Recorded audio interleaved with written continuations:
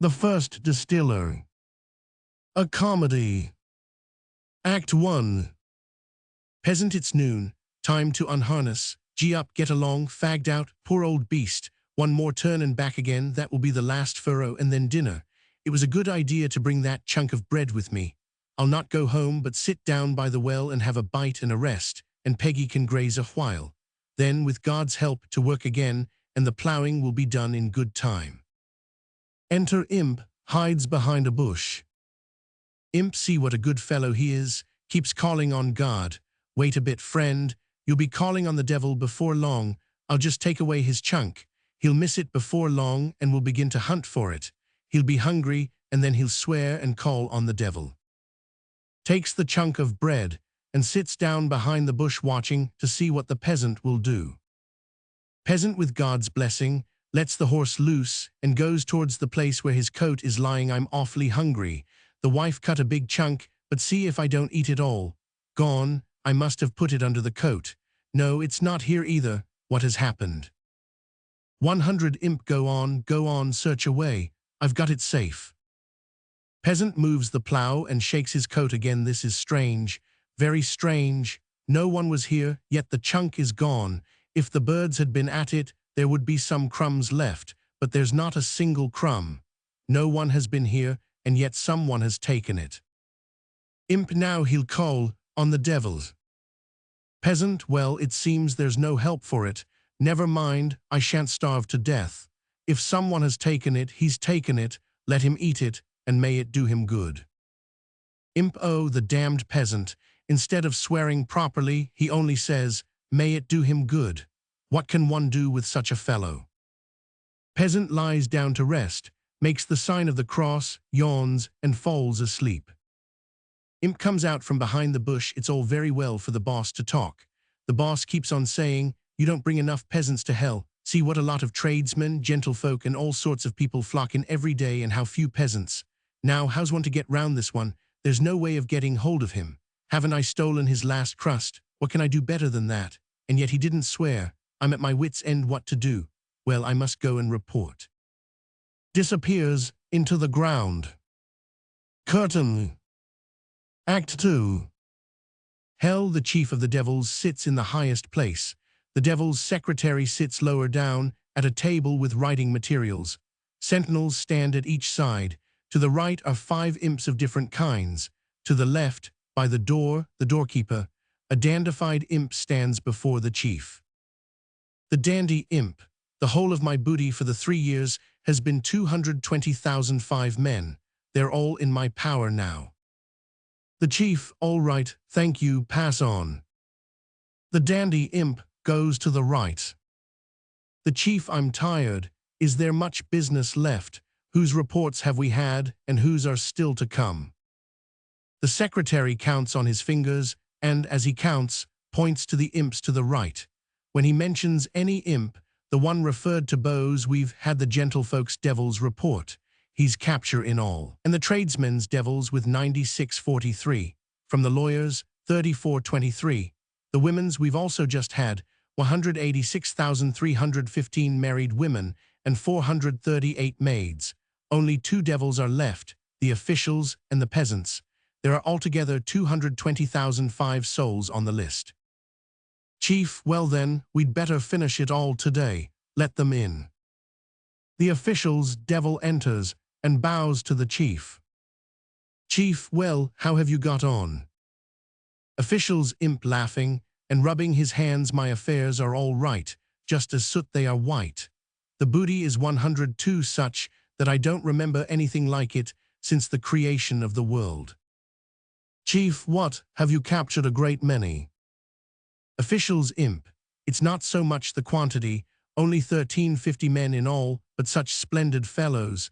Such fellows, they might shame any devil. They can embroil people better than we ourselves can. I've introduced a new fashion among them. Chief, what's that new fashion? Official's imp, why, in former times lawyers were in attendance on the judges and deceived people. Now I've arranged for them to do business also apart from the judges. Whoever pays most is the one to whose business they attend, and they'll take such trouble over it that they'll make out a case where there is none. They and the officials between them embroil people far better than we devils can. Chief, all right, I'll have a look at them. You may pass on. The official's imp goes to the right. Chief, let in the last one. Enter the peasant's imp with the chunk of bread. He bows to the ground. Peasant's imp, I can't live like this any longer. Give me another appointment. Chief, what appointment? What are you jabbering about? Get up and talk sense. Give in your report. How many peasants have you captured this week? Peasant's imp, not one. Chief, what, not one? What do you mean? What have you been doing? Where have you been loafing? Peasant's imp, I've not been loafing. I've been straining every nerve all the time, but I can't do anything. There now, I went and took his last crust from under the very nose of one of them, and instead of swearing, he wished it might do me good. 103 Chief, what are you mumbling there? Just blow your nose and then speak sensibly. One can't make head or tail of what you're saying. Peasant's imp, why, there was a peasant ploughing, and I knew he had brought only a chunk of bread with him and had nothing else to eat. I stole his crust. By rights he should have sworn, but what does he do? He says, let him who has taken it eat it, and may it do him good. I've brought the chunk of bread away with me. Here it is. Chief, well, and what of the others? Peasant's imp, they're all alike. I could not manage to take a single one. Chief, how dare you appear before me with empty hands? And as if that were not enough, you must needs bring some stinking crust or other here. Do you mean to mock me? Do you mean to live in hell and eat the bread of idleness? The others do their best and work hard. Why, they have each supply 0 or 20,000 or even 200,000. And you come with empty hands and bring a miserable crust and begin spinning your yarns. You chatter but don't work, and that's why you've lost hold of them. But wait a bit, my friend, I'll teach you a thing or two. Peasant's imp, before you punish me, listen to what I'll tell you. It's all very well for those other devils who have to do with gentlefolk, with merchants, or with women. It's all plain sailing for them. Show a nobleman a coronet or a fine estate and you've got him and may lead him where you like. It's the same with a tradesman. Show him some money and stir up his covetousness, and you may lead him as with a halter. And with the women it's also plain sailing. Give them finery and sweets, and you may do what you like with them. But as to the peasants, there's a long row to hoe with them, when he's at work from morn till night, sometimes even far 104 into the night, and never starts without a thought of God. How's one to get at him? Master, remove me from these peasants. I'm tired to death of them, and have angered you into the bargain. Chief, you're humbugging, you idler. It's no use your talking about the others. They've got hold of the merchants, the nobles, and the women, because they knew how to treat them and invented new traps for them. The official one there, he has made quite a new departure. You must think of something too. You've stolen a crust and brag about it. What a clever thing to do. Surround them with snares and they'll get caught in one or other of them. But loafing about as you do and leaving the way open for them, those peasants of yours have gained strength. They begin not to care about their last crust. If they take to such ways and teach their women the same, they'll get quite beyond us. Invent something. Get out of the hole as best you can. Peasant's imp, I can't think how to set about it. Let me off. I can stand it no longer. Chief, can't stand it. What do you think then? Am I to do your work for you? Peasant's imp, I can't. Chief, can't wait a bit. Hollow there, bring the switches, give him a thrashing. The sentinels seize the imp and whip him. Peasant's imp, oh. Chief, have you thought of something? Peasant's imp, oh, I can't. Chief, give him some more. Well, thought of something. Peasant's imp, yes, I have. Chief, well, tell us what it is. Peasant's imp, I've invented a dodge that will bring them all into my grasp if you'll only let me take a 105 laborer's place with that peasant, but I can't explain what it is beforehand. Chief, all right, only remember that if you don't atone for that crust within 3 years, I'll flay you alive. Peasant's imp, they'll all be mine in 3 years' time. Chief, all right, when the 3 years are past, I shall come and see for myself. Curtain. Act 3. A barn, carts loaded with grain, the imp as a laborer. He is shoveling grain off the cart, and the peasant is carrying it away in a measure. Laborer 7. Peasant, how many quarters? Laborer looks at the numbers marked on the barn door 26 quarters, and this is the 7th bushel of the 27th quarter. Peasant, it won't all go in, the barn is nearly full. Laborer, shovel it nice and even. Peasant, so I will. Exit with measure. Laborer alone takes off his cap, his horns appear, it will be some time before he returns. I'll ease my horns a bit, and I'll take my boots off too, I can't do it when he's here. Takes his boots off, his hoofs appear, sits on the threshold, it's the 3rd year now, it's near the time of reckoning, there's more corn than there's room for, only one more thing left to teach him, and then let the chief come and see for himself. I'll have something worth showing him, he'll forgive me for that crust. Neighbor approaches, laborer hides his horns and hoofs. Neighbor, good day to you. Laborer, the same to you. Neighbor, where's your master? Laborer, he's gone to spread the grain more even, it won't all go in. Neighbor, dear me, what a run of luck your master is 107 having, more than he has room for. We're all amazed at the harvests your master has had these 2 years. It's as if someone had told him what was coming. Last year was a dry season, and he had sown in the bog. Others had no harvest, but your thrashing ground was covered with sheaves. This year we've a rainy summer, and he's been sharp enough to sow on the hill. Everybody's corn has rotted, but you have a splendid harvest. What grain? Ah, what grain! Take some grain, weighs it in his hand, and chews it. Peasant, how d'ye do, neighbor? Neighbor, good day. I was saying to your man here how well you managed to guess where to sow your corn. Everyone envies you. What heaps of corn you have got. You'll not eat it all in 10 years. Peasant, it's all thanks to Nicholas here. It was his luck. Last year I sent him to plough, and what did he do but plough in the bog? I gave him a scolding, but he persuaded me to sow there. And so I did, and it turned out all for the best. And this year he again guessed right and sowed on the hill. Neighbor, it's as if he knew what kind of season it would be. Yes, you have got corn enough and no mistake, and I have come to ask you to lend me a sack of rye. Ours is all used up. I'll return it next year. Peasant, all right, you may have it. Laborer, don't give it. Peasant, no more words about it, take it. Neighbor, thank you, I'll just run and fetch a sack. Laborer, he keeps to his old ways, still goes on giving. He doesn't always obey me, but just wait a bit. He'll soon stop giving away. Exit neighbor. Peasant sitting down on the threshold. Why should one not give to a good man? 108 Laborer. Giving is one thing, getting back another, you know. It's a good world to lend in, a good world to spend in. But to get back one's own, it's the worst world that's known. That's what the old folk say. Peasant, don't worry, we've plenty of corn. Laborer, well, what of that?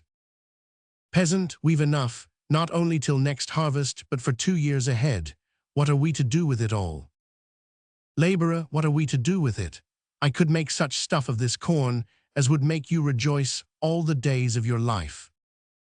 Peasant, why, what would you make of it? Laborer, a kind of drink.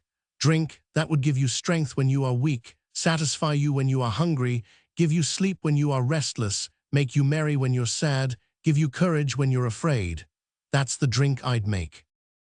Peasant, rubbish. Laborer, rubbish indeed. It was just the same when I told you to sow in the bog and then on the hill.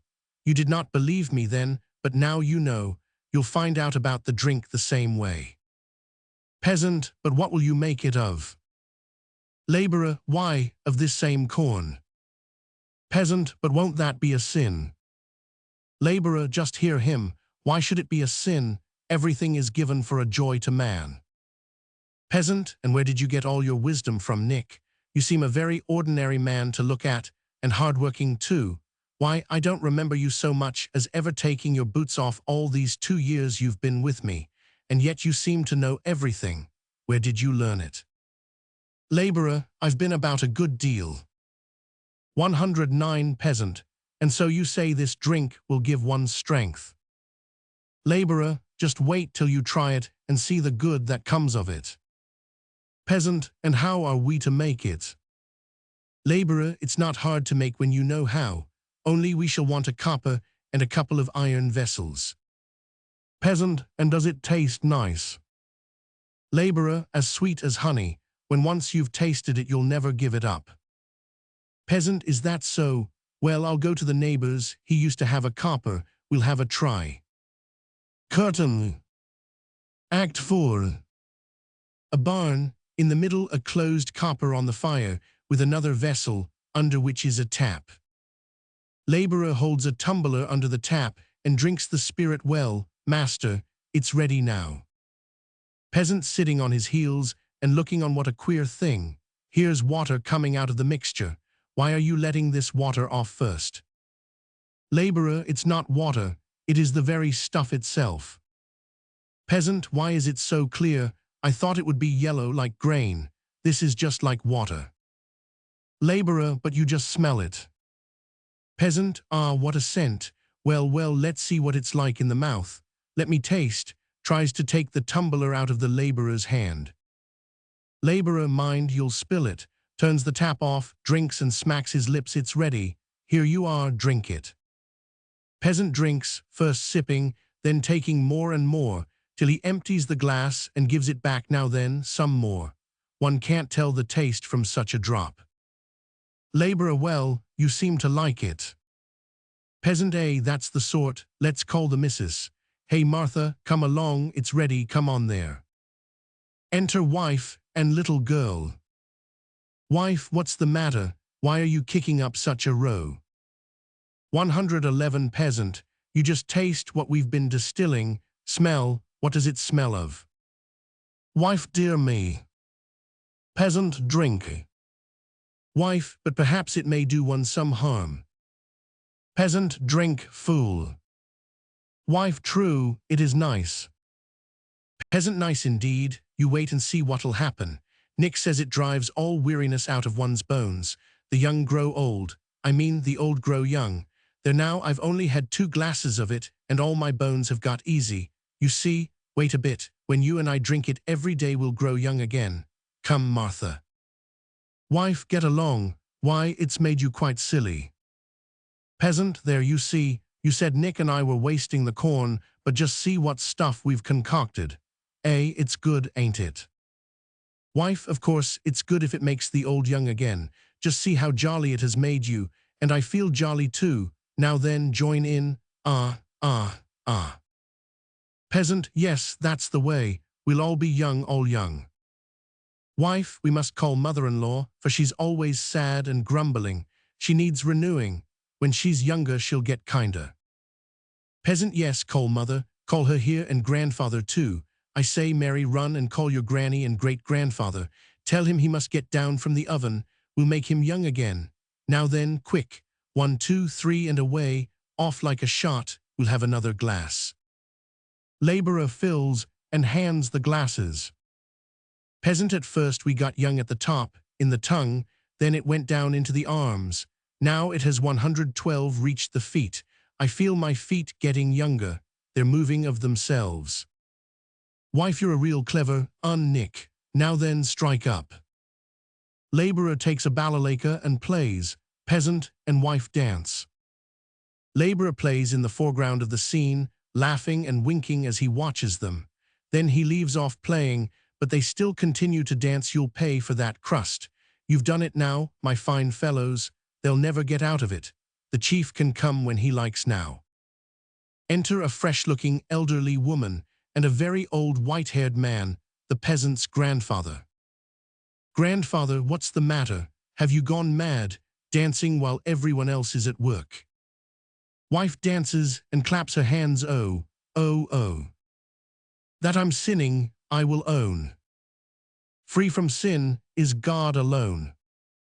Old woman, oh you wretch, the oven's not cleaned out yet, and here you are dancing. Peasant, wait a bit, mother, see what has been happening here. We can make old people young again. Here you are, just drink this. Old woman, there's plenty of water in the well, but what have you put in? My, what a smell. Peasant, you just drink it. Old woman, dear me, but won't one die of it? Wife, it will make you more alive. You'll grow young again. Old woman, nonsense, but it's nice, better than our drinks. Here, father, have some too. Grandfather sits down and shakes his helleburra. Never mind him, but Granny must have another glass. Hands some to the old woman. Old woman, if only no harm comes of it. Oh dear, it does burn, but it is nice. Wife, drink it, then you'll feel it running through your veins. Old woman, well, I suppose I'll have to try. Wife, has it reached your feet yet? Old woman, true enough, it does run through you. I feel it here now, and it really makes one feel quite light. Come, give me some more. Fine, now I'm quite young again. Peasant, didn't I tell you? Old woman, ah, it's a pity my old man is no longer here. He might have seen once more what I was like in my young days. Laborer plays, peasant and wife dance. Old woman, do you call that dancing? Let me show you, that's the way. Then like this and like that, do you see? Grandfather goes up to the vessel and lets the spirit run out onto the ground. Peasant notices and rushes at his grandfather. What are you up to, you old fool? Spilling such fine stuff. Oh, you old dotard. Pushes him away and holds tumbler under tap. You've emptied it all. Grandfather, it's evil and not good. God has sent you a good harvest for you to feed yourself and others, but you have turned the corn into devil's drink. No good will come of it. Give up this business, else you'll perish and ruin others. You think this is drink? It's fire and will burn you up. Takes a brand from the fire and lights the spilt spirit. The spirit burns. They all look on with horror. Curtain. Act 5. Interior of hut. The laborer alone, his horns and hoofs showing. Laborer, there's lots of corn, more than there's room for, and he's now got a taste for it. We've been distilling again, and we've filled a barrel and hidden it away. We're not going to treat anyone for nothing, but when we want to get something out of a fellow, then we'll treat him. So today I told him to invite the village elders and treat them, that they should divide up the property between him and his grandfather and give everything to him and nothing to the old man. My 3 years are up today, and my work is finished. Let the chief come and see for himself. I needn't be ashamed of his seeing it. Chief appears out of the ground. Chief, time's up. Have you redeemed your bread blunder? I told you I'd come and see for myself. Have you managed the peasant? Laborer, done him completely. Judge for yourself. Some of them will meet here soon. Get into the oven and see what they'll do. You'll be well satisfied. Chief will say. Enter the peasant and 4 old men. The wife follows. The men sit down round the table. The wife lays the cloth, sets oxfoot brawn and pies on the table. The old men exchange greetings with laborer. First elder, well, have you made more of the drink? 115 laborer, yes, we've distilled as much as we need. Why let valuable stuff be wasted? Second elder, and is it a success? Laborer, better than the first lot. Second elder, but where did you learn to make it? Laborer, going about in the world one learns many things. Third elder, yes, yes, you're a knowing fellow. Wife brings spirits and glasses. Peasant, have a drop. Wife takes a decanter and fills glasses. Wife, do us the honor. First elder, your health, ah, that's good. It runs right through all one's joints. That's what I call proper drink. The other 3 elders do the same. Chief gets out of the oven. Laborer goes and stands by him. Laborer, see what will happen now. I'll trip up the woman with my foot, and she'll spill the liquor. Formerly, he did not grudge his last crust, but now see what he'll do about a glass of spirits. Peasant, now then, wife, fill again and hand it round in due order, first to our friend here, then to Daddy Michael. Wife fills a glass and goes round the table. The laborer trips her up. She stumbles and upsets the glass. Wife, gracious goodness, I've spilt it. why do you get in my way, confound you? Peasant, there now, what a clumsy beast. Her fingers are all thumbs, and she goes swearing at others. See what fine stuff she goes spilling on the ground. Wife, I didn't do it on purpose. Peasant, on purpose indeed. Wait till I get up. I'll teach you how to pour spirits on the ground. And you too, you confounded fool, what are you prancing round the table for? Go to the devil. 116. Wife again fills and hands the glasses round. Laborer goes back to the oven to the chief. You see, formerly he did not grudge his last crust, and now for a glass of spirits he nearly beat his wife and sent me to you, to the devil. Chief, it's good, very good, I'm satisfied. Laborer, you wait a bit. Let them empty the bottle, and you'll see what will happen. Even now they are giving each other smooth, oily words. Presently they'll start flattering each other, as cunning as foxes. Peasant, well, old friends, what's your opinion of my business? My grandfather has been living with me, and I have been feeding him, and now he's gone to live with my uncle, and wants to take his share of the property and give it to uncle. Consider it well, you are wise men. We could as well do without our own heads as without you.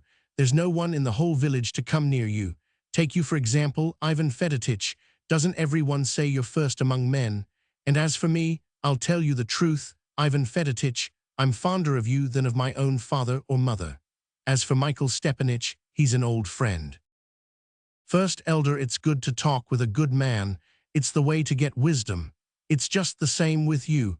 One can't find anyone to compare with you either.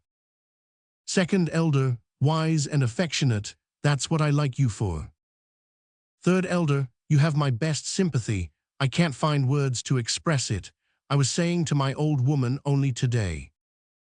Fourth elder, a friend, a real friend. Laborer, do you hear? All lies. They abuse one another behind their backs, but see how thick they are laying it on now, like foxes wagging their tails, and it all comes from that drink.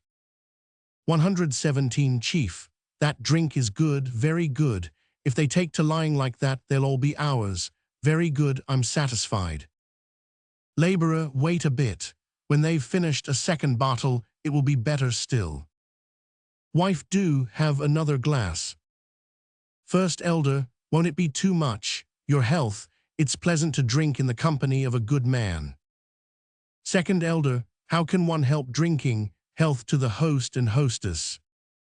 Third elder, friends, your health. Fourth elder, this is a brew of the right sort. Let's be merry, we'll arrange things for you, 'cause it all depends on me. First elder, on you, no, not on you, but on what your seniors say. Fourth elder, my seniors are greater fools, go where you came from. Second elder, what are you up to now, you fool? Third elder, it's true what he's saying, 'cause why, the host is not entertaining us for nothing, he means business. The business can be arranged, only you must stand treat, show us due respect, 'cause it's you as wants me and not I you, your own brother to the pig. Peasant, and you're itself, what are you yelling for? Think to surprise me, you are all good at stuffing yourselves. First elder, what are you giving yourself airs for? See if I don't twist your nose to one side. Peasant, we'll see whose nose will get twisted. Second elder, think yourself such a marvel, go to the devil, I won't speak to you, I'll go away. Peasant, what, will you break up the company? Second elder, let me go or I'll call for help. 118. Peasant, I won't, what right have you to? Second elder, this right. Peasant, help me. They fall on one another and all speak at once. First elder, that's why, 'cause it means we're all having a spree. Second elder, I can arrange everything. Third elder, let's have some more. Peasant, bring another bottle. All sit round the table again and drink. Laborer, have you noticed? The wolf's blood in them was aroused, and they've turned as fierce as wolves. Chief, the drink is good, I'm satisfied. Laborer, wait a bit, let them empty a third bottle, things will be better still. Curtain. Act 6. The scene represents a village street. To the right, some old women are sitting on logs of wood with the grandfather. In the center is a ring of women, girls, and lads. Dance music is played and they dance. Noise is heard from the hut and drunken screams. An old man comes out and shouts in a tipsy voice. The peasant follows him and leads him back. Grandfather, ah, what doings, what doings. One would think, what more would anyone want than to do his work on weekdays, and when Sunday comes round, to have a good wash, clean the harness, and rest a bit and sit with his family, or go outside and have a talk with the old folk about matters concerning the commune, or, if you're young, have a game. There they are playing, and it's pleasant to look at them. It's all pleasant and good, but this sort of thing, what is it? It only leads men astray and pleases the devils, and it all comes of fat living. Tipsy men come tumbling out of the hut, shout, and catch hold of the girls. Girls, leave off, Daddy Tom, what do you mean by it? Lads, let's go into the lane, it's impossible to play here. Exeunt all who are playing in the ring. Peasant, what have you got now? The elders will allot everything to me, that's what you'll get. So there you are, it's all mine and you've nothing, they'll tell you so themselves. The four elders speak all at once. First elder, "'Cause I know what's what." 122nd elder. For all, I'll be heard. "'Cause I'm an old bird." Third elder, friend, dearest friend. Fourth elder. Jog along hut, jog along bed. The missus has nowhere to lay down her head. Now then, come along. The elders take each other's arms in couples and go off reeling, one couple following the other. The peasant turns back to the hut, but stumbles before he reaches it, falls down, and lies muttering incomprehensible words that sound like grunts. The grandfather and those he was with rise and exeunt. Enter laborer and chief of devils. Laborer, did you see? Now the swine's blood has been roused in them, and from wolves they have turned into swine. There he lies in the dirt and grunts like a hog. Chief, you have succeeded, first like foxes, then like wolves, and now like swine. Well, that is a drink, but tell me, how did you make it?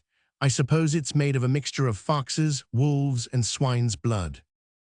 Laborer, oh no, I only supplied him with too much corn.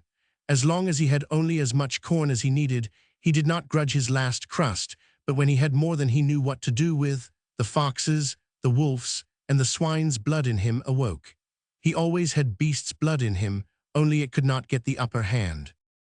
Chief, well, you're a fine fellow, you've atoned for your crust blunder. Now they only need to drink spirits, and they're altogether ours. Curtain. End of the First Distiller.